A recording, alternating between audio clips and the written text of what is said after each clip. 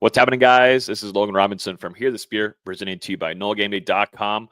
We're here live on a wonderful, fantastic Wednesday afternoon. I think this might be one of our, I'm sure we've had a few, but there's not a whole ton of these where we go live during the afternoon lunchtime part of the day.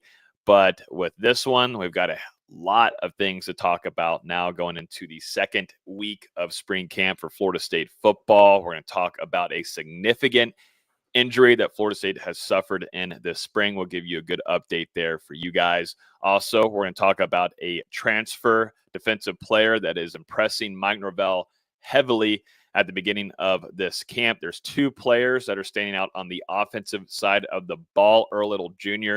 gave us some scoop on a freshman that is making some plays and aggravating some of those defensive backs. Thomas Castellanos had some strong comments about him, relating himself to Jameis Winston. We're going to give some thoughts on that. We're also going to jump into a conversation about Cam Davis. He's working on his body, trimming up his body more. And then also, too, he's using a little bit of the fan backlash from last year to use as fuel going through this spring, going and also to the next season. So we're going to talk about that. Brock Glenn, why did he decide to stay another season? That was one of our top hit articles from this week so far, something that we're going to discuss here with some good comments from Glenn himself. And then Florida State landed a legacy commitment on the offensive line. And then we'll finish up this show talking FSU's Pro Day and Legacy Weekend. A lot of former Noles in the house in Tallahassee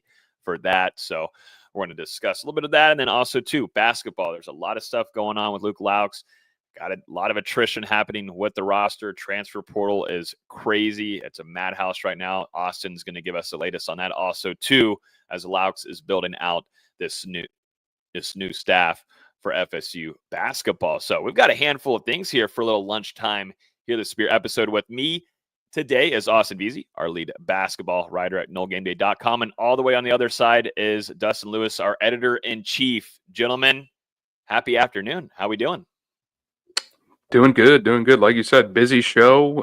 Let's speed this up. I'm hungry. Need some lunch. Wow. That's surprising. I'm surprised he hasn't eaten yet. I'm tired.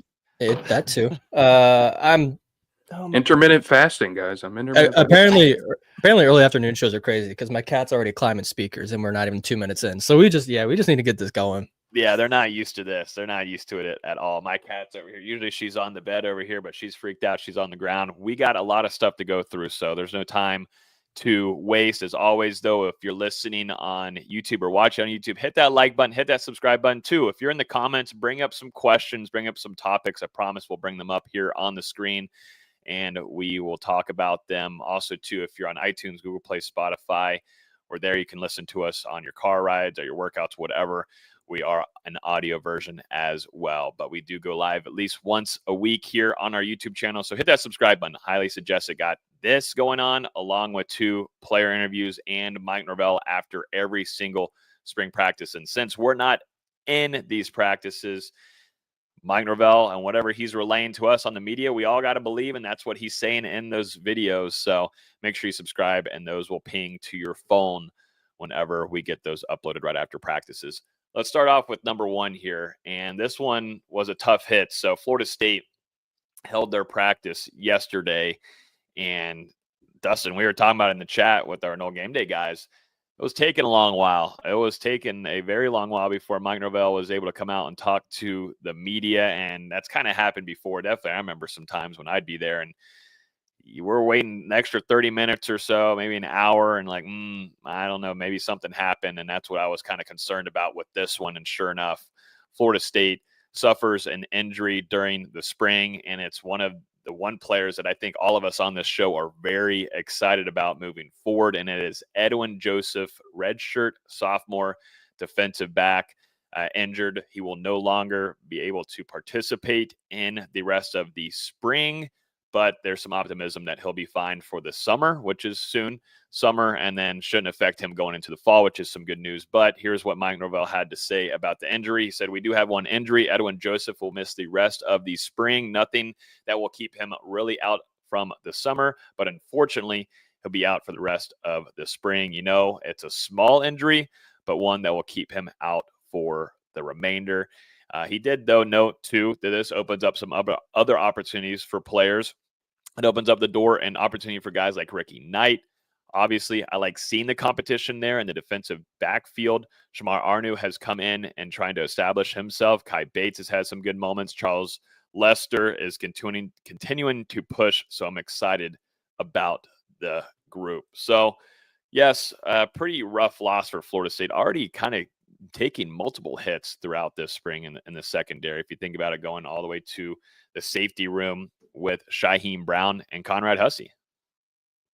Yeah, it's a really tough hit for Florida State, especially so early on in the spring. I think, to look at it in a positive light, it's hopefully not something that's going to keep Edwin out long term. Like you said, Logan, Mike Norvell called it a small injury, but, it was enough to rule him out for the remainder of the spring. And, that's kind of big for that Florida State secondary. Obviously, this defensive scheme shifting a little bit. You're at the point where you're going to have 3 safeties on the field the majority of situations in 2025. And Edwin Joseph, one of those projected starting safeties, and you're already breaking in a new position coach and Evan Cooper. So, I mean, there's a lot of new stuff happening back there. And, now Edwin Joseph going to miss some important practice reps here for the rest of the spring. And like you already mentioned, Logan, I mean, you're shorthanded, your most veteran safety already out, a guy who is hoping to respond from last season as well. And Conrad Hussey also not out there for Florida State. So, I mean, you're relying on a lot of youngsters right now, but, Mike Norvell mentioned some of those guys who could step up, Ricky Knight,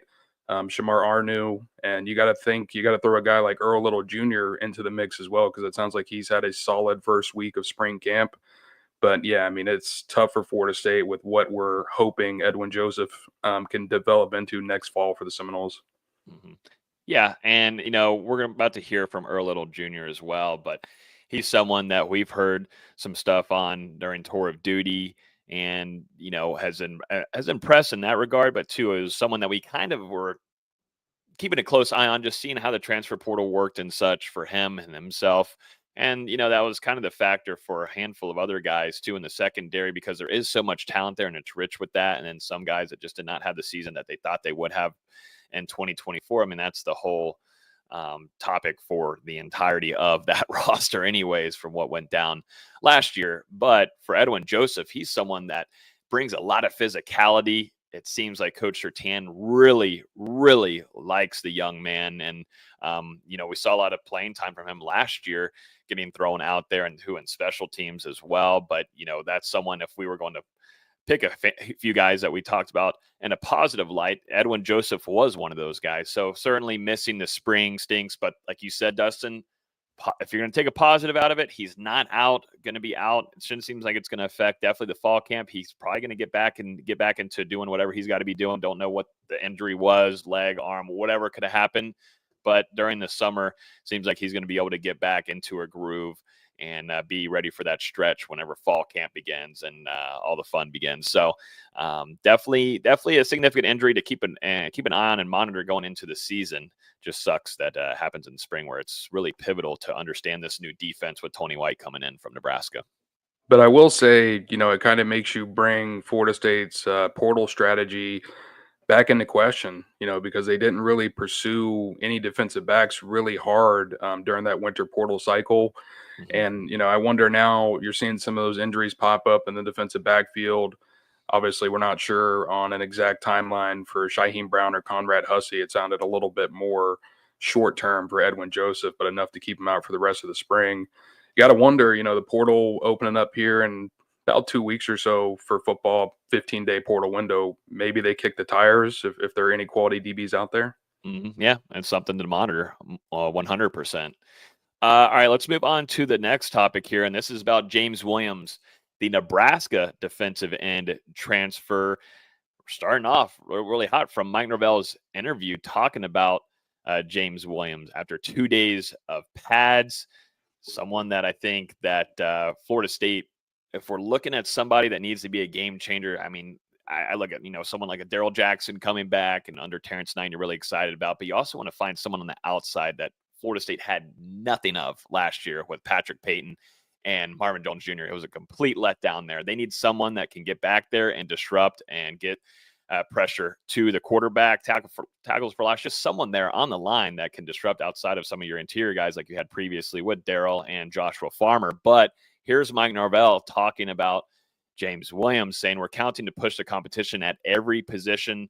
Guys are trying to establish themselves, newcomers as they're coming into the program, trying to put themselves in a position to show that they're ready to make an impact. I think James Williams has had a really good last 2 days in pads. When you get the pads on, you get to see the transition of physicality. I mean, he's done a great job in the winter program, putting on a great body weight, strength, size. You see the player that when he's done in the past years. And one of the things we continue to encourage is just the play in, play out production and the type of player that he can be. I think you feel him embracing that. So nothing really matters in the trenches, as we always say on this show, until the pads come on. Really wish we could be there in attendance to see some of these battles going on. But just starting off from Mike Norvell, mentioning a player like that doesn't happen a whole ton unless you really have been consecutively making plays and impressing the head coach. James Williams, this is exactly what you like to hear early on and just your spring camp 2 weeks in. And this is what he came to Florida State to do. I mean, he talked about it in his introductory press conference a couple of weeks ago. You know, he wanted to come in and make an impact and continue improving himself as a player, you know, develop into that guy who can be an every down defensive end rather than maybe just a pass rushing specialist like he was primarily at Nebraska, and also to take on a leadership role with the Seminoles. And you know, I was really impressed. We got a chance to speak with him a couple of days ago. You can definitely see that he's bulked up his frame a little bit. I mean, that 20 pounds is legit. And, you know, I honestly think that there's room for him to continue adding more mass to his frame, you know, if he's able to do that smartly. And, you know, he even mentioned he's shifted over to the carnivore diet a little bit and is being really smart with what he's eating. And, I mean, doing everything he can to bulk up. And, you know, also said, you know, since he already has the experience with Terrence Knighton and Tony White, and he's one of, you know, 2 guys on Florida State's defense, along with Stephon Thompson, that do already have that experience playing in that system and being coached by them. He's like, I'm allowing myself to be coached as hard as possible by these 2 and kind of show myself as the example for the rest of the guys. And you know, that's a pretty special mindset. You know, you would think after, well, some guys, you know, they get familiarity with a coach and they're like, all right, coach, you know what I can do. James Williams is a guy that's like, no, I want to be pushed even harder and show even more and be that guy who's leading from the front. So I've been really impressed with him, hearing a lot about Darrell Jackson as well, especially on the field, but also in that leadership facet. So, I mean, both of those guys right now trending in the right direction. It's going to be exciting to keep hearing about them the rest of the spring. I don't think it should be too much of a shock where James Williams is impressing early. He has the cheat code ahead of some of these other FSU guys because he understands what Tony White likes and understands kind of where that scheme and stuff of that nature comes about. So, I mean, this should be expected from a guy like him. And one thing that I think every FSU fan, and I'm sure the staff too as well, is looking more into wanting is the effort of play and that high motor that someone who just won Defensive Rookie of the Year, and we're going to talk about later in this episode, you know, some of these guys returning into Tallahassee last week. Jared Verse, he brought that motor and he brought that consistency through practices. Dustin, you and I were there for a lot of those. I mean, he was a disruptive guy. I mean, he was a guy that chirped, talked trash, and we're also going to talk about that too with Earl Little Jr. I want to bring up a comment about him too, talking about some trash talk, some chirping that's coming back after last year. It felt like that was completely dead at practices, and you could probably confirm that too as well, Dustin. But James Williams, that's someone that Florida State needs to see take those strides, and he of course is working very hard and doing that, also shaping up his body. He's not a guy like when you see him going into the practices. I don't know if you got to see him walking in, Dustin, in the first day or since you've been out there, but he's not a guy that looks like he's 262 pounds. He doesn't look that way, but he's just got that long frame and lengthiness to him. Yeah, like you said, I mean, he's not someone that walks in where you're like, this guy is a physical monster. But I think a lot of that is due to that length. And I mean, also, he's a guy who's been building his frame over the past couple of years. I mean, you know, remember, out of high school, not really recruited, landed at JUCO, walks on at Nebraska after a summer camp where he was able to work out with Terrence Knighton. So, I mean, this is a guy who is really on that up and up at the moment, especially these last couple of years. And seems like he's taken his body to a new level since he's gotten to Florida State. And I think that underdog, that quote unquote underdog journey, that's a big reason that he has this mentality behind him, and he's got something to prove. And it seems like he wants to do that in Tallahassee. Mm-hmm. Let's jump over to the offensive side of the ball. Mike Norvell has given us a tidbit on a true freshman that has impressed. Also, too, or a little junior. He talked with the media and named a freshman that has come in that has impressed as well. So let's jump over to this one. This one's going to go into the tight end room, which all of us on here are very high on. If you guys go listen back to our spring camp preview, we jumped into the tight end room and we came out of it like, yeah, Coach Thompson has a really nice unit going into this season, possibly the best since he's been the tight ends coach here at Florida State. But Norvell mentioned Chase Lofton, true freshman tight end, as someone that has stood out to him so far. He says a guy that's really, really impressive is Chase Lofton. I think in 4 days, he showed that he's going to be competing for a great opportunity with what we're doing, and excited about where that can go just as he continues to grow through it.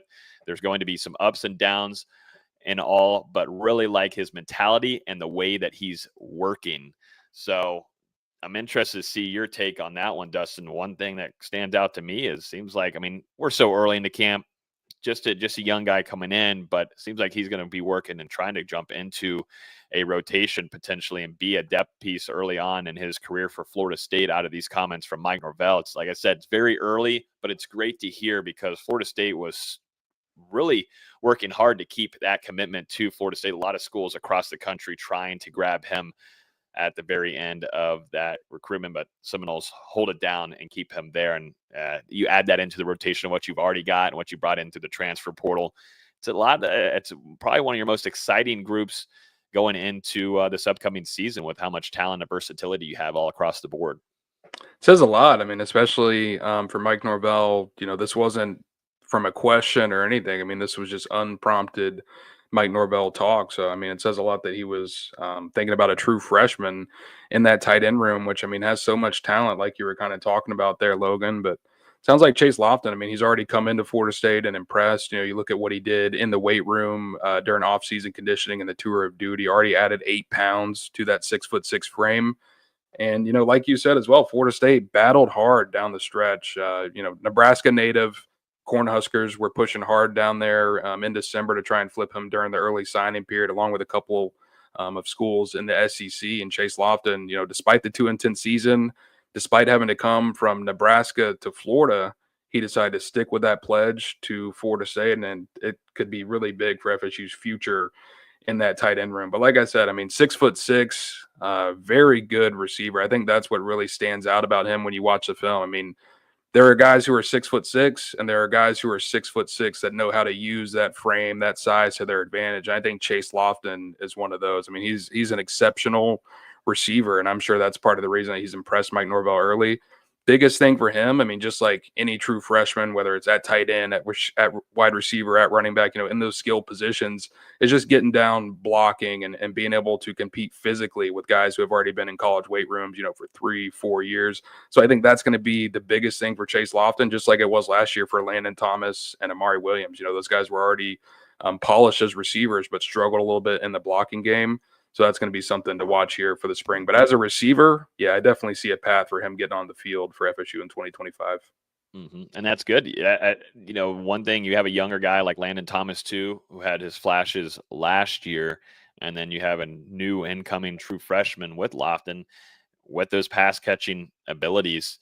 You got to like what you see there, definitely, too, with what you've built through the transfer portal with Randy Pittman, bringing in also, too, Biscuit there, some guys that have that strength of blocking. I just think it's a whole big turnaround from what you've had in years past with some guys that just were lackluster, in my opinion. Let's jump over into a interest. Actually, no, there's one more thing too. We got to jump onto one of your favorites, D-Lou, that you've been very high on coming into this upcoming season overall, and a great pickup for Florida State in the wide receiver room, as we were just talking about it. But Javon Boggs, or a little junior, actually pinpointed him out. The media asking, someone that might be impressing them on the other side of the ball. And, I don't think a lot of defenders enjoy talking highly about some other guys on the opposite side of the ball. Definitely when it's a DB, those guys a little bit more prissy. They don't want to chirp about, hey, this guy's working me, he's doing well, blah, blah. They try to keep that to the chest. But he did give away one person, and it happens to be a true freshman. Here is Earl Little Jr. saying, I just wanted to point out one person that I like, Boggs. I like him a lot. Like I said, everybody is making their plays, but he stands out to me. I like him a lot. He's strong at the top of his routes. He knows how to create separation, and he likes to talk a lot of trash too. I like that about his game. So, I bet I bet there's some pretty cool practices. I bet they're pretty fun when they're chirping like this. And I want to note too on this, because he went in a little bit deeper into the competitiveness that I guess they're seeing. We're not seeing it, but what's happening in practice is all the guys, we're just out there competing. I ain't gonna lie, everybody's out there just chirping. We're getting after it. I feel like that's something we really didn't have last year. Everybody has a competitive edge, whether that's defensive line, offensive line, quarterbacks out there chirping. So the QBs are out there talking trash. Everybody's out there chirping. We're just out there having fun, competing against one another at the highest level. I think that's great. I mean, I think that's phenomenal to hear. And I wouldn't be shocked if some of those practices last year, Dustin, you're in attendance for those, to where it was pretty dead in the competitiveness and, chirping, talking. And I'm steering this back to Javon Boggs first, but I think that was a strong comment from Earl Little Jr. on where things stand right now, and that competitive nature that seemed like it was gone and now has reappeared. Yeah, be interested to watch some of these practices, actually see some of that competition and that chirping back and forth. Because, I will say last year, even when the season got to where it was and, you're out of bowl eligibility and you're just playing to get to the end of the calendar, I didn't necessarily feel like the competitiveness was gone, especially, when it came to those younger guys in that DB room, that wide receiver room, like the one-on-ones, the 7-on-7s, I always felt like there was a good amount of competitiveness and guys, going back and forth with each other after good plays and stuff like that. I don't feel like that ever truly fully died off. But hey, maybe it's back to a new level in 2025, and I'd be interested to hear it. But when Earl Little Jr., talking about the quarterback chirping, I got to imagine Thomas Castellanos, which, we're going to talk about that personality in a little bit, but I'm sure that energy and that swagger that he brings to the field that we saw, when he played against Florida State a couple of times, that's showing out on the practice fields. Mm-hmm. I love it. And, when I was at practices, Jordan Travis wasn't a guy that was going to be talking, chirping a whole ton. You didn't have that. Sometimes, But, and I'm going to bring it up, but you would have some moments, though, where Jordan Travis was going to let you know that he just took a great shot on with Johnny Wilson or Keon Coleman, whoever it was, or Ja'Kai Douglas deep, and he'd let you know. And he'd usually let Jared Verse know, or sometimes it would be a linebacker, defensive lineman would come up and tap him or whatever. But Jordan Travis would, he'd talk a good little bit, and the awesome part about it, though, is that you'd see the entire offensive line come over and just surround Jordan Travis if anybody was coming up and talking to him from the defensive side of the ball. I forget who that was, because now it's all in the past, so we can talk about it, but I forget.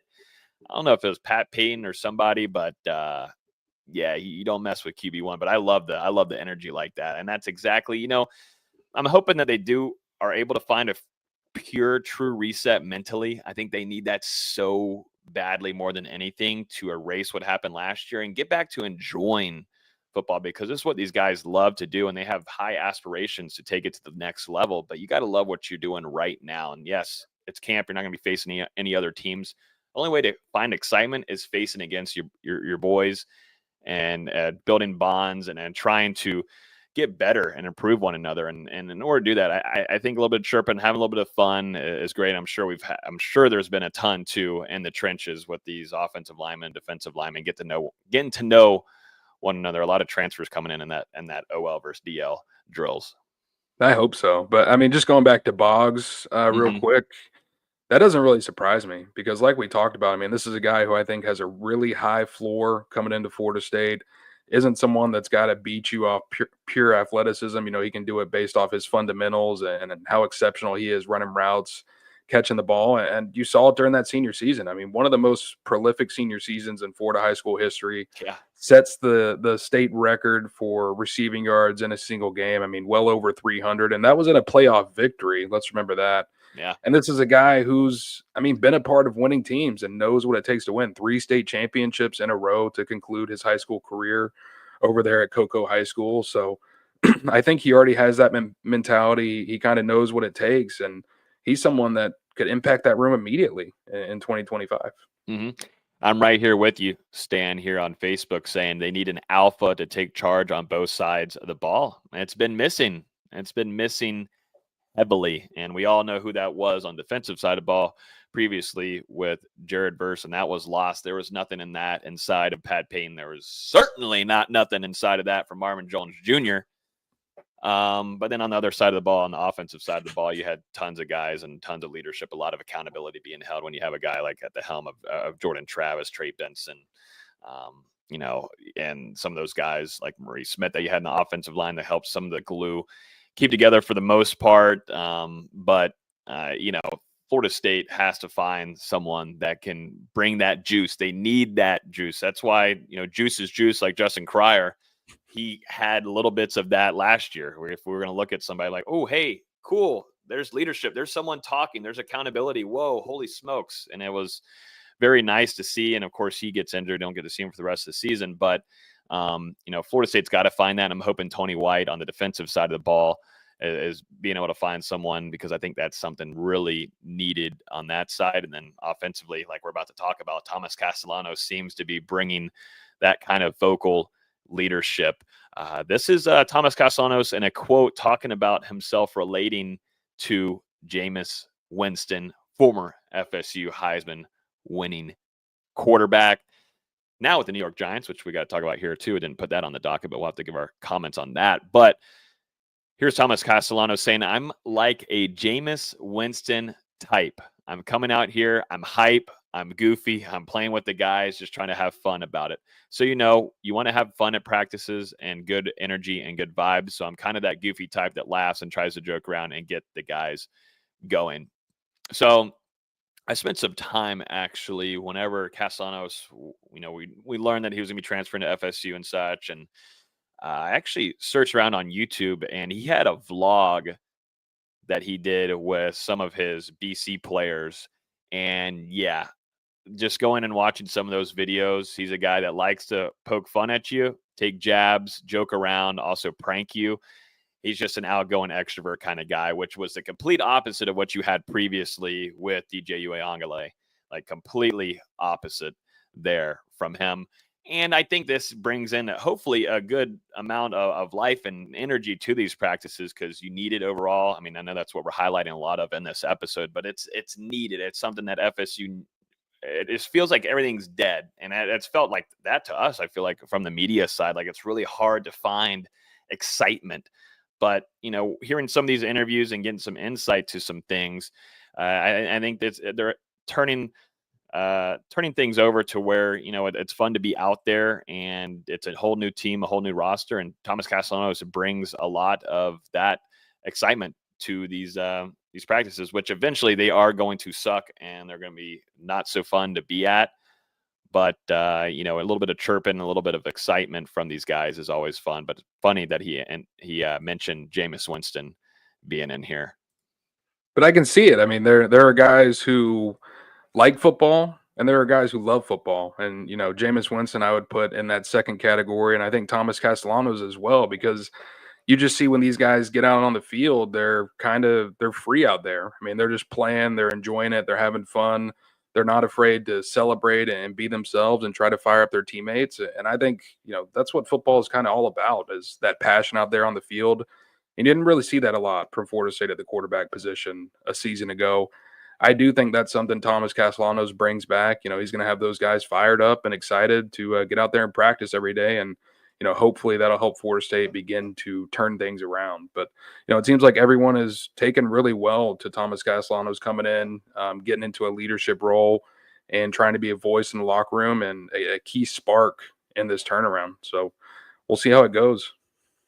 Yeah, and I know Mike Norvell, we were on here for like an instant reaction to the first day of spring camp, and he mentioned, Thomas Castellanos and Brock Glenn. It feels like there can be some good competitive opportunities there between those two, and also mentioned Kevin Sperry having a good start there in those 7-on-7s. But I don't think we're going to hear from Mike Norvell a whole ton on Castellanos throughout this camp. Yes, he's going to have to comment because media reporters are going to ask him on some things here and there, but I think he's going to keep a lot of stuff to himself. And I wouldn't blame him. I don't blame him at all. I don't blame him at all for being blunt on a lot of things. And yes, he's given us some tidbits here that we can go dive into deeper.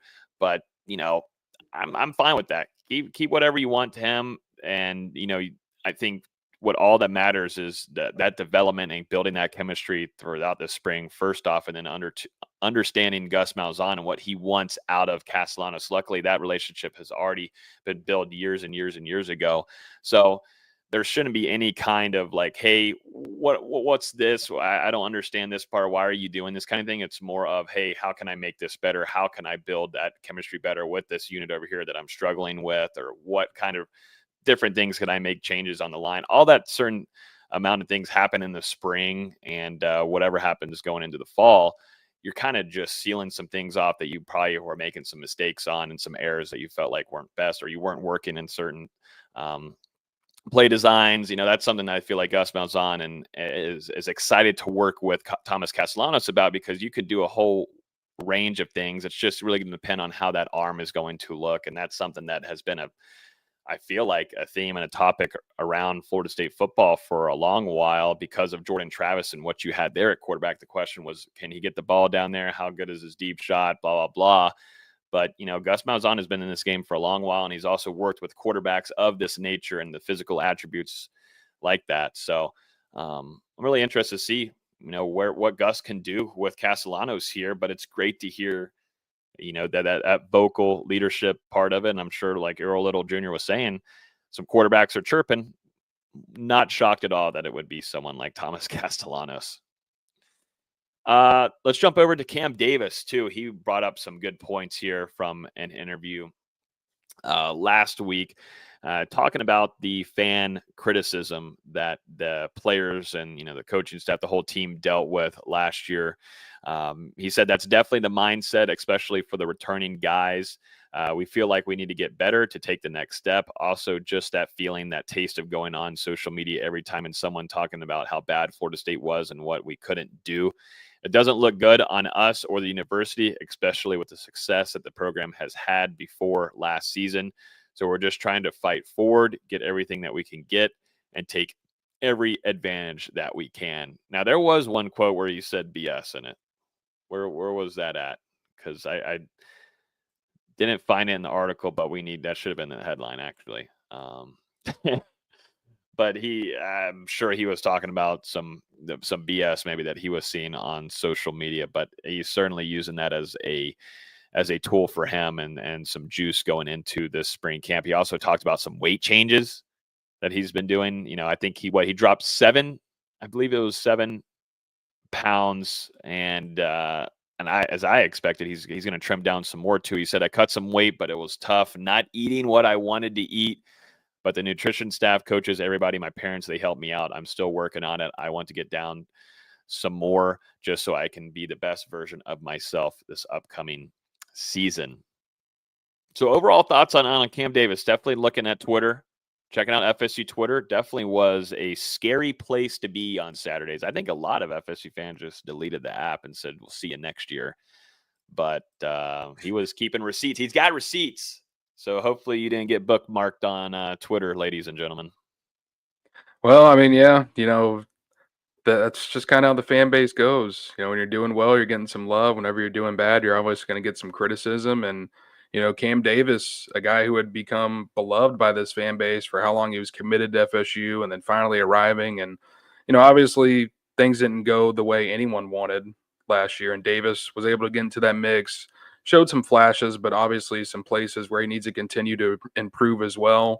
And obviously, had a couple of drops as a receiver out of the backfield that I think, kind of just made the fans a little upset just with what they were seeing on the field. And we saw it from that entire, not just Cam Davis, but a lot of guys dropping passes out there, and that entire offense. I mean, just let's be honest, being a total joke. So it's not surprised that Cam Davis heard some heat. I'm sure a lot of other guys as well. And I think it's smart to use that, as fuel to bounce back. And Absolutely. you've already seen it pay off this offseason. Like you were talking about, Logan, with the weight changes. I mean, getting in better shape. And I think that's just going to benefit Cam Davis here in the spring. Interested to hear more of Mike Norvell's thoughts on this running back room, since we can't see him out there in action. But I mean, so many guys there. Jalen Lucas getting back from the injury. Obviously, you've got some experience with Roy Dell and Keziah Holmes. So, man, it's a stacked running back room, and interested to see how Cam Davis in year 2 can he continue to climb up that depth chart. Yep. There's a lot to like in that room. There's, like you said, there's tons of talent, and you got a guy like a speedster with Jalen Lucas coming back. Interested to see how Gus Malzahn uses him in this offense. But I mean, it's tough not being able to be out there. I think one of those questions, Dustin, you're there. We need updates on the running back room, and we don't really get. It's hard to. Who knows? They might have changed it in practices and it's a little bit more physical, but it's really hard to determine how well a running back is doing.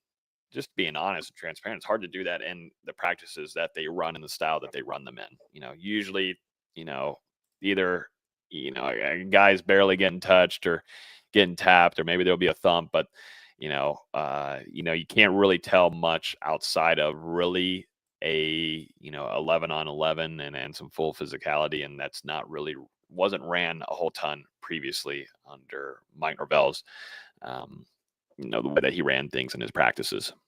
That's what that open scrimmage will be for, I guess. I guess so, yeah. Still waiting on a date. Waiting on it. We'll see if we get it. Guess we got to be on our good behavior. Hopefully we are. Let's jump over to Brock Glenn. Brock Glenn talked to the media and gave some topics, or talked to us about him staying for FSU for another season.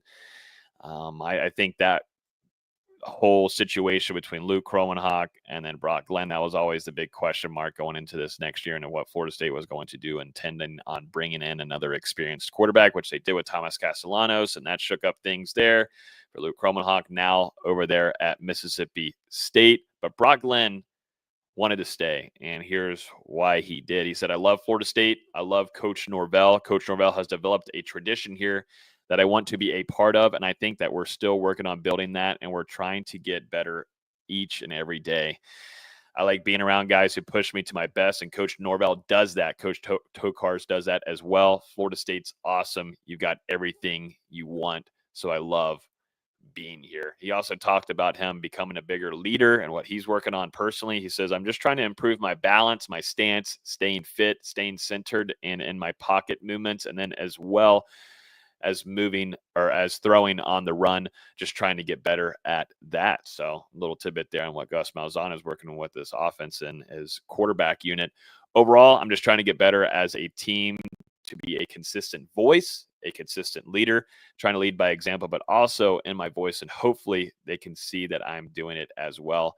I don't want to ask somebody to do something that I'm not willing to do. So just some great comments there on, the leader that he's trying to become, and one that he's already become. And we saw him during tour of duty wearing that turquoise jersey, which means that he has been impressing in those tour duties on a consistent basis, leading his group, leading the team in a vocal and performance manner on those days where they're out there doing that, which seems, and what we've heard from players and former players, how awful it sounds. It's a lot of work, and Brock Glenn has been putting in a lot of that, both on the field, but also off the field in his leadership and trying to take that next step as a Florida State quarterback, because he is expected to probably, be behind Thomas Castellanos going into this next season.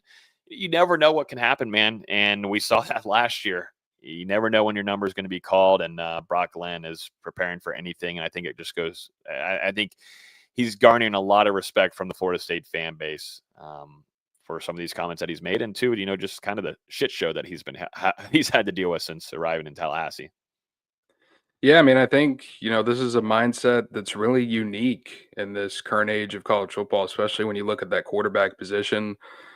Guys are coming into schools and they're like, I need to play now or I'm out. And I mean, you look at Brock, everyone in that quarterback room, I know Jordan Travis went to the NFL, but everyone else in that quarterback room that he got to campus with, I mean, they transferred out. Tate Rodemaker, AJ Duffy, obviously Luke Kromenhoek this past season. So he's seen those guys decide to leave and go to other places. And I mean, honestly, you look at least for Rodemaker and Duffy, it didn't work out for them going to other schools, to TBD on Kromenhoek. We'll see how it goes in 2025 for him. But it's just not really a mindset you see very often anymore. And Mike Norvell even commended him as well. He said, you can look at a lot of positions now, especially quarterback. Everybody's trying to see the path, but sometimes that path is right there in front of you. And it seems like Brock Glenn has realized, there's an opportunity here for him at Florida State. And even though it's been tough, he's had to deal with some tough situations, being thrown into the fire back in 2023.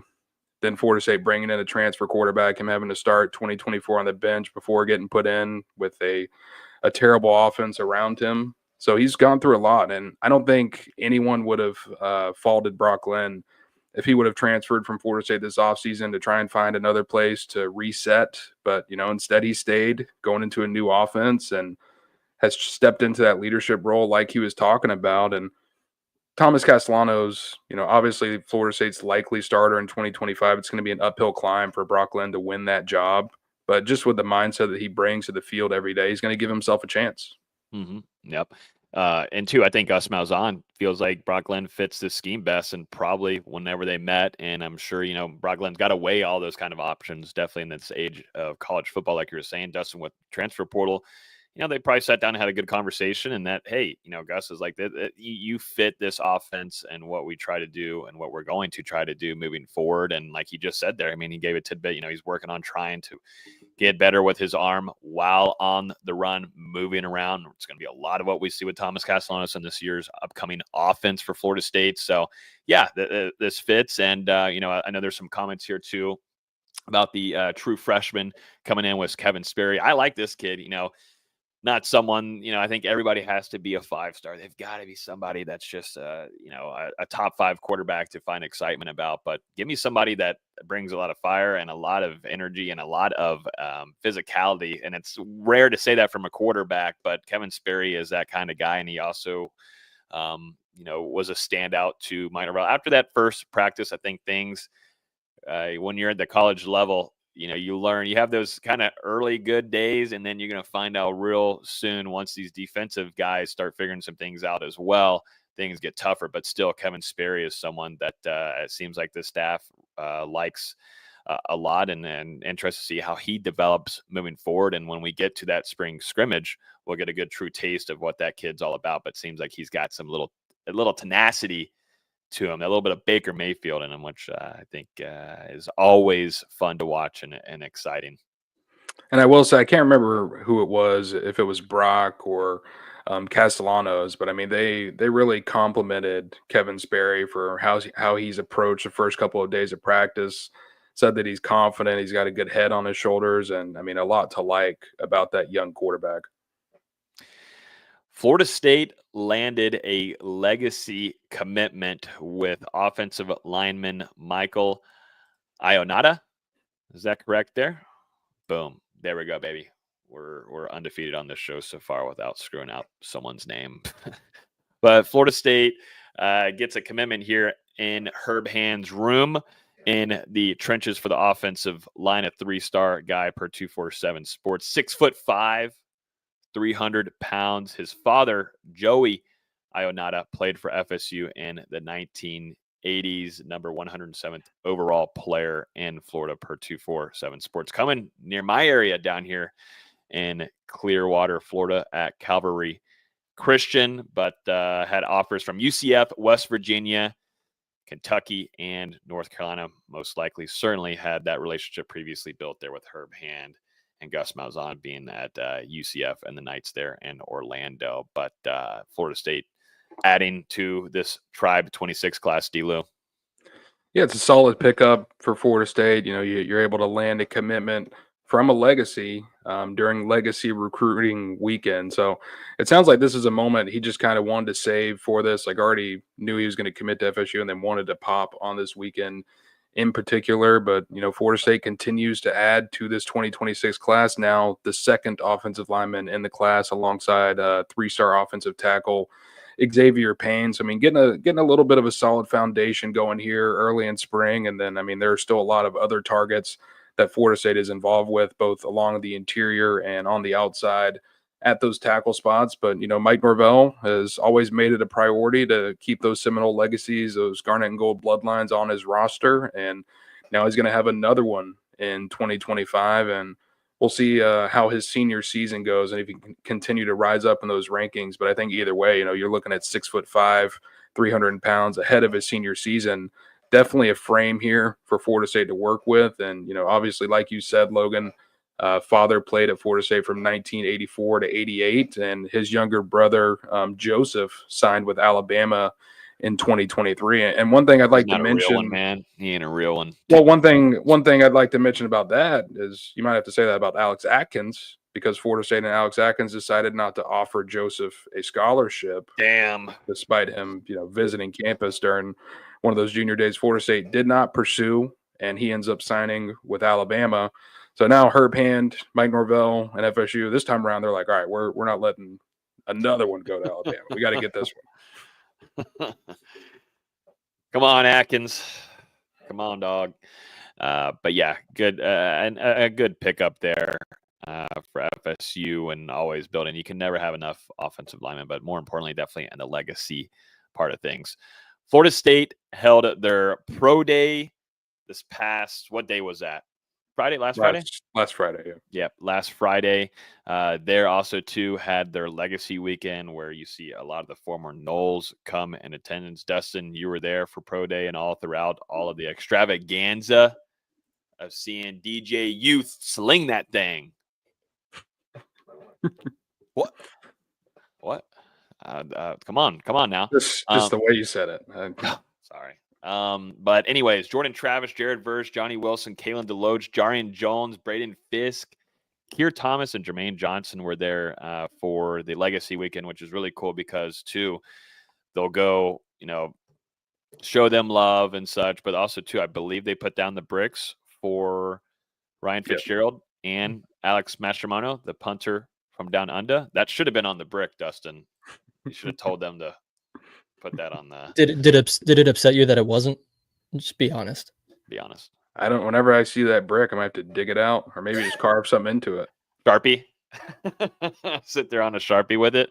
But take us through the pro day. I mean, we're not going to have a whole ton of stuff here. It's pro day, and it was one that came from a 2-10 team, but some names that we're always continuously going to keep an eye on going into this NFL draft is Joshua Farmer and AZ. But I got to see some guys that had been around the program for a good long while, like a Lawrence Toafili. So what were your observations from some of this? We also saw AZ run the 42, a lot of scouts and teams there watching him, someone that's still projected to be a late first rounder, early second rounder, and Joshua Farmer in that, tier of the second round, somewhere in that realm, 2 to 3. So what was your take? And also to seeing some of these former guys out there as well. Yeah, 18 former Florida State stars out there competing in pro day for Florida State. And I mean, man, it's a pretty hefty number. Obviously, FSU hoping to produce another first-round pick, and that could very well be AZ. Logan, you actually had your guy from the Pittsburgh Steelers, forgetting his name now. Ike Taylor. Yep, Ike Taylor out there, scout for the Pittsburgh Steelers, running the DBs, and AZ threw a bunch of drills. And, I mean, it seemed like he was pretty impressed with what he saw. Didn't get an exact time for that 40-yard dash for AZ, but it seemed like it was in that 4.55 range. And, I mean, other than that, he just competed in the position drills. But, I mean, man, all 32 teams were represented in Tallahassee, whether it was scouts, position coaches. I believe the Dallas Cowboys actually had their secondary coach out there at the workout. And, obviously he was watching AZ. But I think what's even cooler is that AZ's brother, Wanye, has been playing for the Dallas Cowboys for the last 3 years. And he was also there alongside the Thomas family to support his brother. And you had the Dallas Cowboys secondary coach, and I don't know if it was a scout but another member of personnel come over there and talking with him and his brother. And so, I mean, that would be cool to see if maybe those guys could get reunited in a couple of months. But the guy that really impressed me, well, I mean, a couple of guys, but man, Maurice Smith Okay, because obviously, undersized center, this man gets down on the bench press and hits 31 reps of 225 pounds, most by far of anyone at the pro day. And you look at the 2025 NFL Combine, he would have, I think, tied for 4th at the Combine in the bench press if he had been there. Wow. I mean, that's impressive when you're talking about a guy who is sub 300 pounds. And you look at it, Joshua Farmer hit 25, I think, in Indy. Yeah. That's one of those numbers you hear and you're like, man, where was that on film? Because I feel like he got pushed around a little bit. Obviously, he was dealing with some injuries. But you just hear 31 reps, you're like, whoa. Yeah. And then on the other side, there's Darius Washington, who we don't want to mention his number. Oh, well, I mean, it's public knowledge. Why not share? What was it, like 12? 16. Yeah, close enough. I mean, I couldn't do 16. But when you're a 6th-year offensive lineman, I mean, come on, man. 16? I don't think that was the only offensive lineman, too, that might not had a pretty number. But Florida State's offensive line, why are we acting like we're surprised? I don't know. I don't, not much of a shocker there. Can you please tell us how DJU looked and where's he headed? I mean, I didn't stay for the entire workout, but from what I saw, looked good throwing on air. Well, and that's the theme. I mean, you see that in practices too as well. Just when on Saturdays happen, a complete 180 happened. Yeah, I mean, it's just like throwing on air. Obviously there's no defender there. You're not having to think about, all right, I need to angle this ball slightly differently or get it to this part of the route. You're just like, no, I just got to hit my receiver. Nothing to think about. Just get the ball out there. Yeah, exactly. I will say what was cool is, FSU obviously had some skill players going through the workout. Kentron Poitier, Ja'Kai Douglas, Kyle Morlock, Lawrence Toafili. I feel like I might be missing one more, but either way. And then they also included transfer wide receiver Deuce Robinson. Now, he wasn't out there running at full speed. It was mostly just jogging in place, catching a ball from DJ. But, I mean, cool to see him getting a little bit of work out there. And Deuce, spent a lot of time talking to Johnny Wilson throughout the pro day.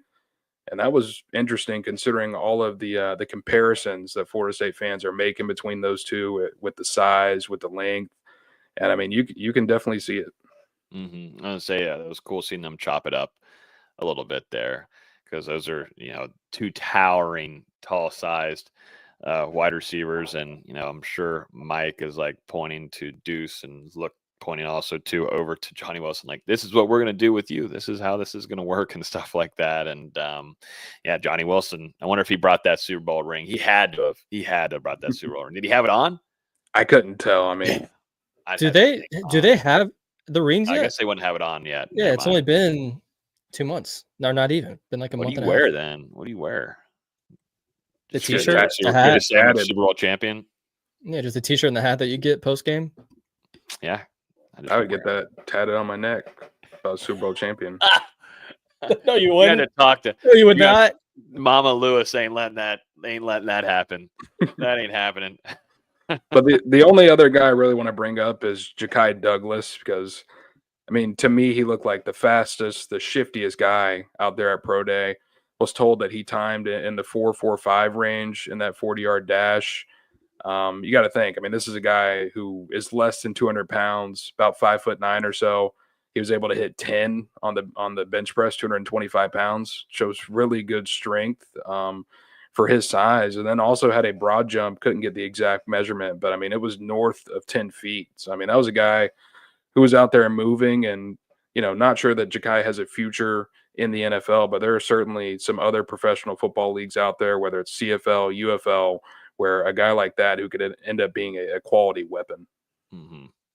I mean, man, if we're talking about Ja'Kai Douglas, though, he made some of your biggest plays in the last few years for Florida State overall, offensively, defense. We're talking about biggest plays made. Ja'Kai Douglas was one of those. So, I mean, you never know. You never know where where it could take you and such. And, having that reliability of someone, teams like that. So you just never know. So, yeah, wish all the best. Wish all the best to these guys. It was great to know, a lot of those teams were there in attendance and seeing some of those former guys like Jared Verse, Braden Fisk, who just had phenomenal rookie seasons. And of course, too, we've been getting some updates too as well on Jordan Travis. Some things broke just after the NFL Combine that the New York Jets might have rushed some things with him potentially, and slowed down his rehab at the end of it all.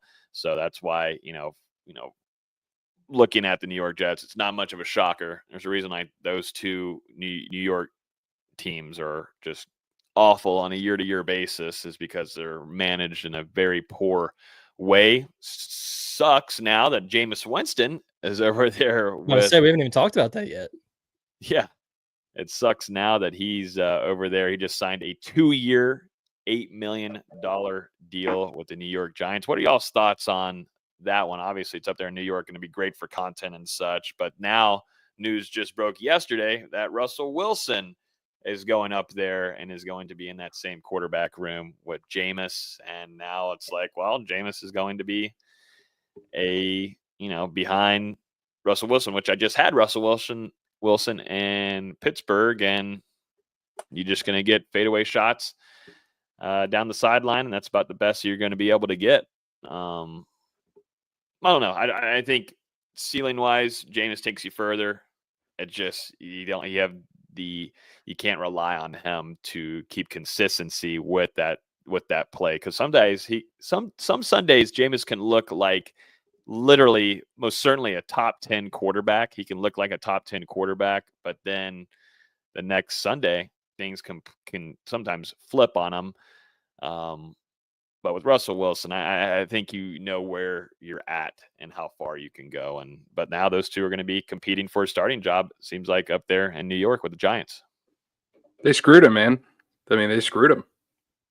Unless they told Jameis that they were going to bring in another veteran quarterback. I mean, to sign a guy the very next day or 2 days later, whatever it was. I mean, man, I don't know, because Jameis obviously still looking for that opportunity to compete for a starting job. And whenever I saw him sign that 2-year contract with New York, I'm like, all right, New York's bringing in Jameis. He's going to kind of be that mentor for the guy, whoever they pick in the 2025 NFL draft. But now I'm not so sure. And I think the betting odds too have shifted, and now Travis Hunter is the favorite to go off the board to the Giants, and they might just roll with Russell Wilson and Jameis Winston into 2025. But either way, Jameis Winston, I just feel like he brings more to the locker room part of it than Russell Wilson. I mean, his teammates really seem to love him and play hard for him whenever he's out on that field. And I don't know, Russell Wilson to me just feels a little bit more inauthentic. I think it kind of tells you what the Giants think of the quarterback class this year, because Cam Ward is expected to go first overall, but after that, I don't think a lot of teams really like Shedeur Sanders and Jackson Dart and whoever else you want to throw in there. So bring in Jameis, bring in Russ, and probably lead you to more wins the next 2 years than any of those other quarterbacks will. Mm-hmm.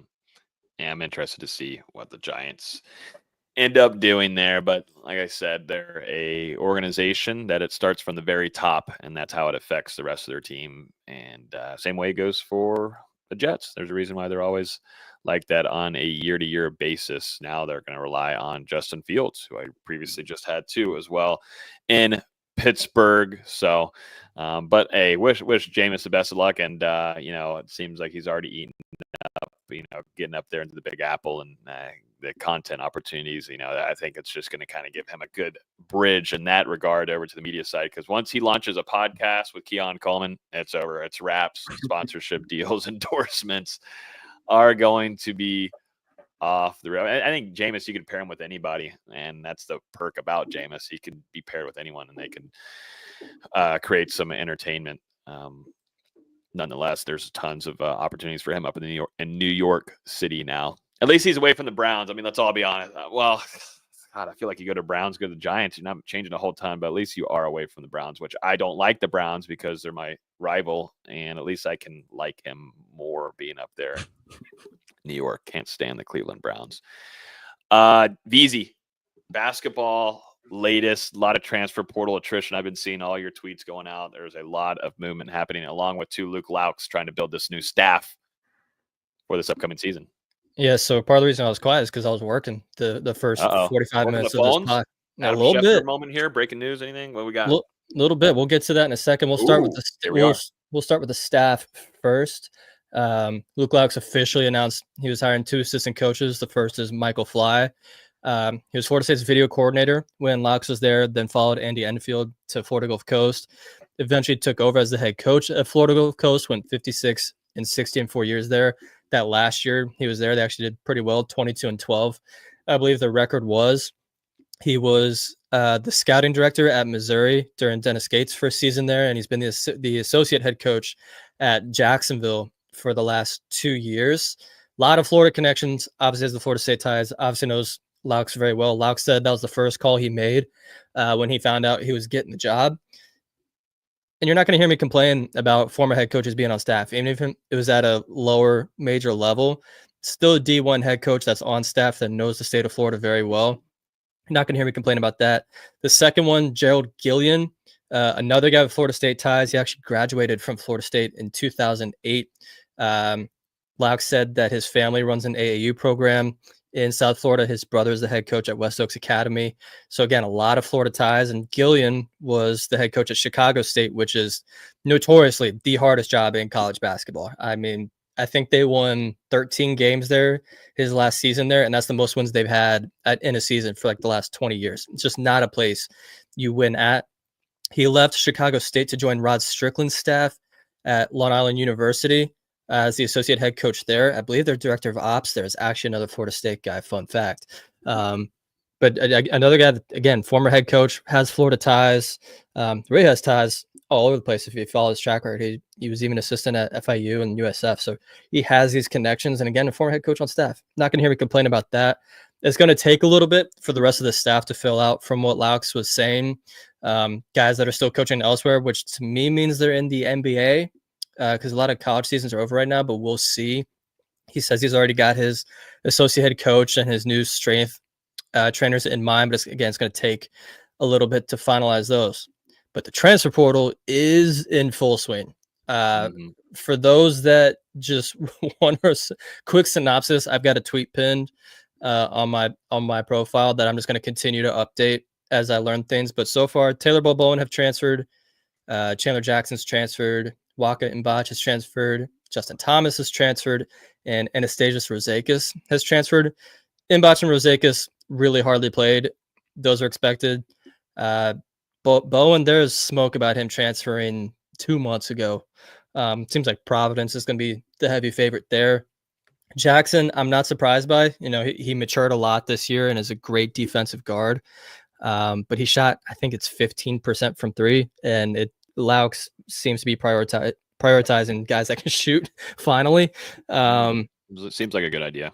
Yeah, that'd be nice. And then Justin Thomas, I mean, he's going on his 6th college, which is absurd to say. And everyone was surprised when I tweeted that. That much. I need to see that academic transcript. Like, how's all that working? How them credits transferred over? Shout out to the advisors. I mean, he went from D2 to JUCO to Milwaukee to UTSA to Florida State, and now he's going wherever else. I wasn't a big fan of the take last year. He probably played better than I expected him to. But, you know, that's 5 guys out. I'm still expecting another 3 or 4 guys to transfer out at least. Probably, obviously, everyone's waiting to see what Jameer Watkins and Malik Ewan do, your 2 biggest stars from last season. But they've been busy with contacts. I've got 7 guys that they've reached out to so far. I won't read over everybody, but there's a theme with a lot of them. A lot of them have been JUCO players, and especially with that new ruling that came out this year that going to JUCO doesn't cost you any eligibility. You know, you can get some older guys that still have some of the same eligibility that high school players do. And that's a big thing. The 2 I will point out is Kobe McGee from Drexel. He's supposed to visit Florida State tomorrow or on Thursday, depending on when you guys are listening to this. Last I checked with him, that hasn't been finalized. I'm waiting for him to get back to me on that. And then the second one, this is the one I found out while we were on the show, Leger Jones from St. Bonaventure, a wing, again, a guy with JUCO connections. He confirmed to me that he's going to be visiting Florida State this weekend. Whether that's going to be Saturday or Sunday, we're not too sure yet. McGee's a 44% three-point shooter, which is absurd. Leger Jones is from Jacksonville, played at Fletcher High School, averaged 11 points per game this year. And again, another good shooter, which is what we're seeing prioritized on the wings. But Laux and his staff, his limited staff so far, have been busy. We'll see how these visits go and if they end up happening. Obviously, that's the biggest thing. They've also got a high school guy coming in on April 1st, Joshua Lewis, I believe his name is, off the top of my head. 4-star guy from Tampa, was committed to USF, then was committed to Iowa before that coaching change happened. Top 50 player in 24/7 composite.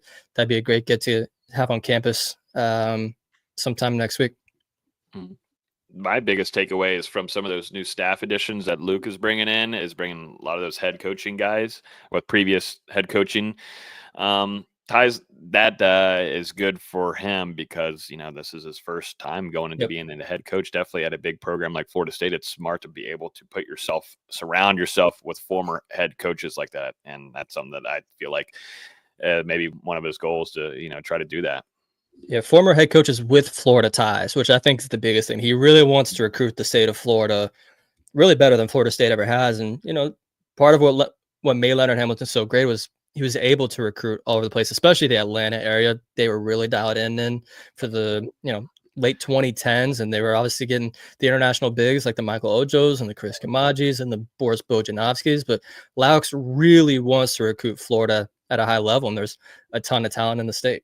Where is, so like for football, we all know, Florida, Texas, usually you have some strong talent, getting to Louisiana and Georgia, but where in basketball do you really find that rich talent out of which state or which states in total? New York is famous for it. I think they've kind of fallen off a little bit the last 5 to 10 years, but New York has always produced great players. Atlanta has always produced great players. South Florida is starting to get there. I think they're still a little bit of ways away. Like, I think Scotty Barnes is very easily the best player to come out of the state of Florida recently. Hear that, Dustin? He doesn't want to admit he's wrong. It's okay. Yeah, really Atlanta has become the hotbed. That's what Auburn has done a great job with the last few years, is they've recruited the Atlanta area heavily. And when Charlton Young was at Florida State, he consistently went to the Atlanta area and brought in MJ Walker and Devin Vassell and all these other guys that ended up being great players at Florida State. But I really think Laux wants to focus on the state of Florida because there is a lot of great players from the state of Florida. Okay. That's good to know. I think that's going to do it for this week's episode. Ladies and gentlemen, this was an afternoon show. We had a little bit more viewers than we do sometimes, at least this time of year, at our evening shows. So let us know in the comments down below. Trust me, we look through all the comments. So let us know down below if you'd like to see us do more of these. Sometimes it works out better where we can crank out some things because, VZ's got games in the evenings with the Mavericks, and that is a lot to do now, too, with FSU. Only 9 more games. We're almost done. Yeah. Come on now. They're going to make a run, man. They're going to make a run. Anthony Davis is going to bring us back, baby. Save me, please. No. But yeah, so afternoon show. Let us know if you liked it, if you enjoyed it. Maybe we'll do some more of these. But until next time, we'll probably see you either next Wednesday, next Thursday. I don't know when it will be, but make sure you hit subscribe down below, and also to hit that bell because it will ping you whenever we do go live or drop a new interview from Mike Norvell after practice and a handful of the players. But tons of stuff going out on NoleGameday.com. D-Lou and our guys over there doing a great job at the practices, grab the interviews, but also to all kinds of things and topics that some of these players are bringing up and everything. But to go over to NoleGameday as well, because VZ's got a whole rundown of everything across the board on FSU basketball, a whole turnaround here, and there should be a lot of excitement with Luke Laux and what he's trying to build. But that's going to do it for this week's episode. Y'all have a great rest of y'all's afternoon and week, and we'll talk to you guys next week on Hear the Spear. Peace.